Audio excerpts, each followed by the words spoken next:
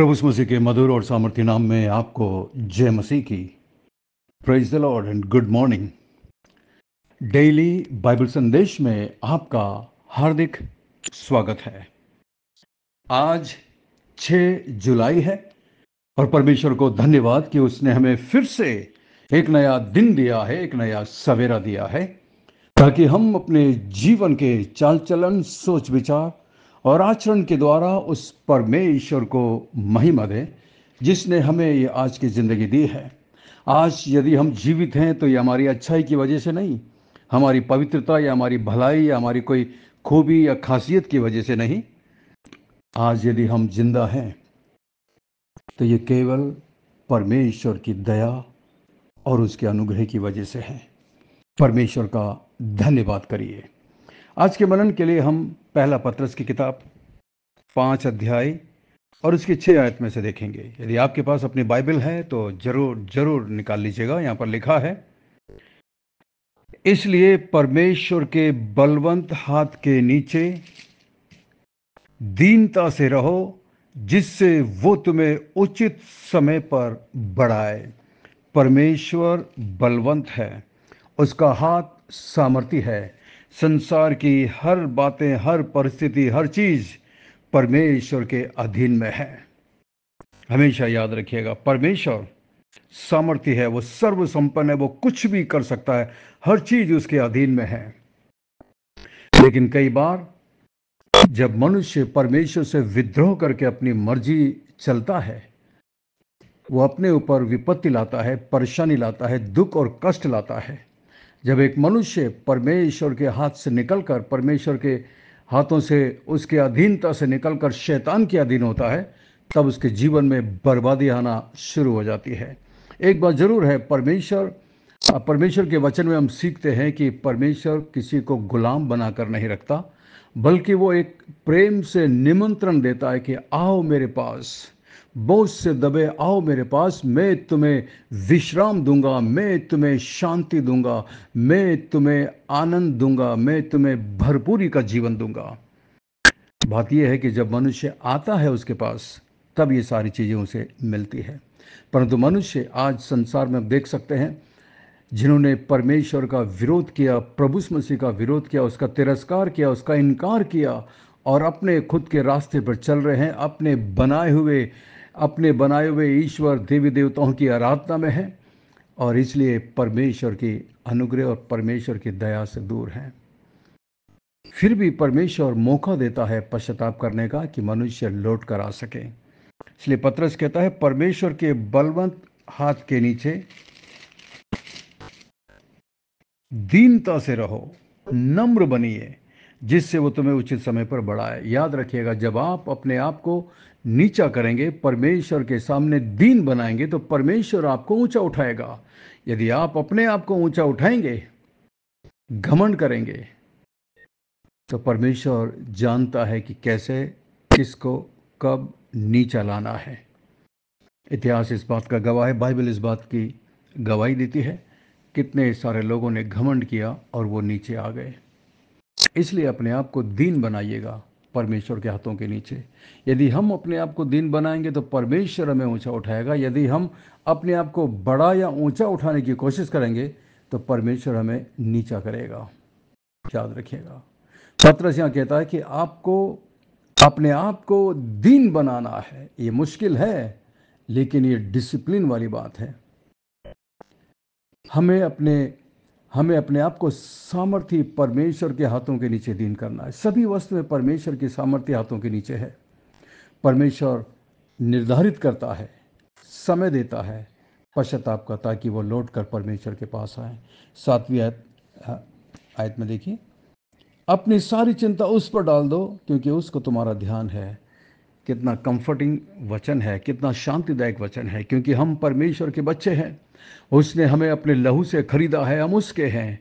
इसलिए आपकी चिंता उसकी चिंता है। जिस तरह यदि आप एक माँ बाप हैं, आप इस बात को अच्छी तरह समझेंगे। जब आपके बच्चे छोटे थे, उन्हें किसी बात की चिंता नहीं थी। खाने की चिंता नहीं, कपड़े की चिंता नहीं, रहने की चिंता नहीं, किसी चीज़ की चिंता नहीं होती। क्यों? क्योंकि वो जानते मेरे मम्मी पापा मेरे साथ हैं। परंतु जैसे जैसे बच्चे बड़े होते जाते हैं, वो आप इंडिपेंडेंट होने लगते हैं, तब उनकी चिंताएं, परेशानी, तकलीफें बढ़ने लगती है, क्योंकि उन्हें लगता है कि सब काम अब मुझे ही करना है। लेकिन आप और हम जो परमेश्वर के बच्चे हैं, हम हमेशा उसके बच्चे रहेंगे। हमें उस पर डिपेंड रहना, निर्भर रहना है। अपनी चिंता उस पर डाल दीजिए कि वो जैसा चाहेगा वैसा होगा। बस आपको केवल प्रार्थना करके अपने आप को नम्र और दीन करने की आवश्यकता है। आगे लिखा 8 में, सचेत हो और जागते रहो, क्योंकि तुम्हारा विरोधी शैतान गरजने वाले सिंह के समान इस खोज में रहता है कि किसको फाड़ खाए। एक शैतान है, एक सच्चाई है, बाइबल हमें इस बात को बताती है। इसलिए शैतान सबसे ज़्यादा बाइबल से नफरत करता है, क्योंकि बाइबल में शैतान का खुलासा किया गया है। अन्य धर्मों में शैतान के बारे में कुछ भी खुलासा नहीं किया, इसलिए वो अपने काम बड़े आराम से करता है।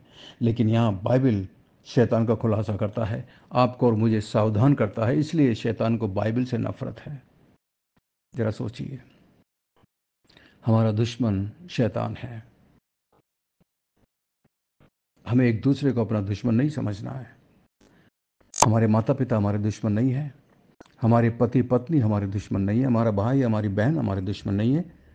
वास्तव में हमारा असली दुश्मन शैतान है, जो जो कोशिश करता है एक दूसरे के प्रति भड़काने में, गलत धारणाएं पैदा करता है हमारे मनों में, डर पैदा करता है, ताकि हम आपस में प्रेम से ना रहें।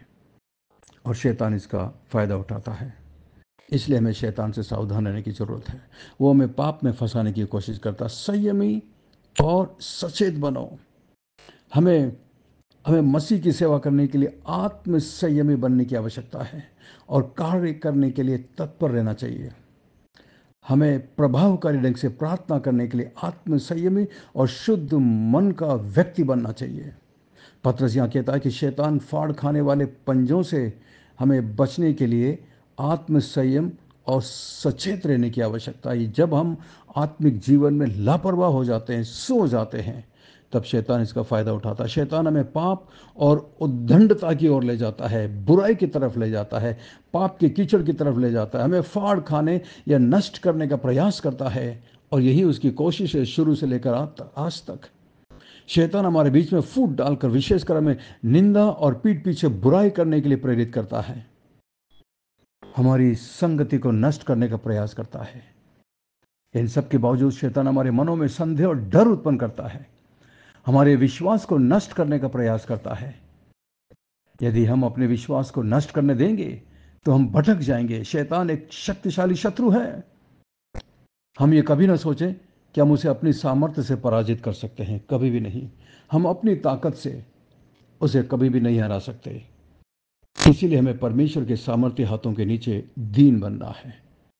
शैतान का सामना करो तो वो तुम्हारे सामने से भागेगा। शैतान का सामना करो और अपने आप को परमेश्वर के अधीन करो, तब जाकर शैतान हमसे दूर होगा।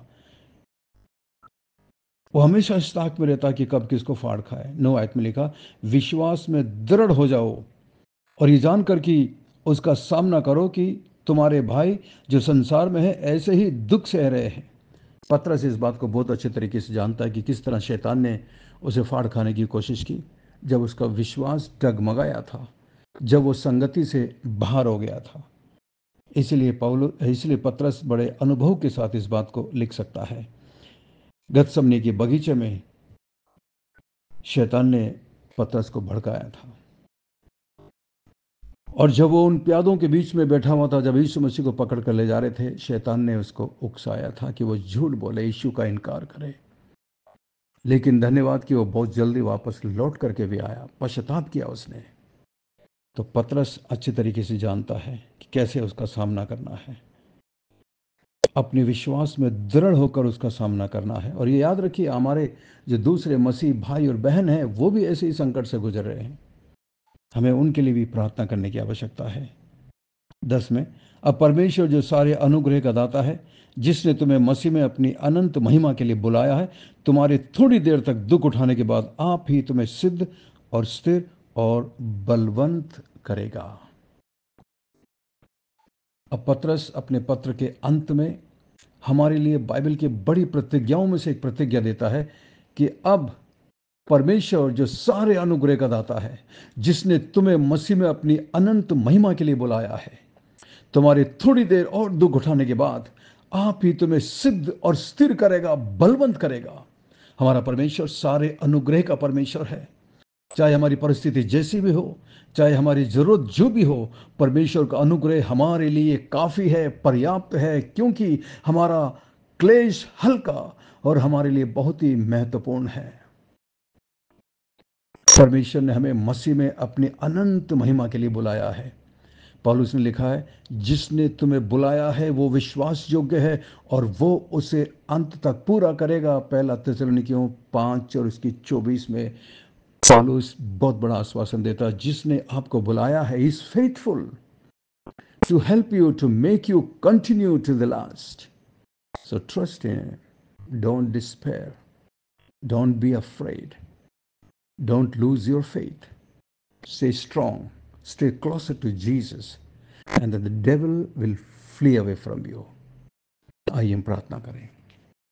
स्वर्ग में विराजमान जीवित और जिंदा परमेश्वर, अनुग्रहकारी दयालु पिता, धन्यवाद, धन्यवाद आपके पवित्र वचन के लिए, धन्यवाद आपकी पवित्र आत्मा के लिए जो हमारे दिलों से बात करता है, हमारी मदद करता है। धन्यवाद, धन्यवाद परमेश्वर, आपके प्रेम के लिए धन्यवाद, आपकी आशीषों के लिए धन्यवाद। हम जानते हैं प्रभु हमारा एक दुश्मन है शैतान, लेकिन प्रभु जी आप हमें अपने फंकों तले सुरक्षित रखते हैं। हमें क्षमा करना, माफ़ करना प्रभु, जब हम आपसे दूर हो गए, शैतान के पंजे में फंसे और शैतान ने हमें बर्बाद करने की कोशिश की, निराश हुए। हमें क्षमा कर, हमें माफ़ कर।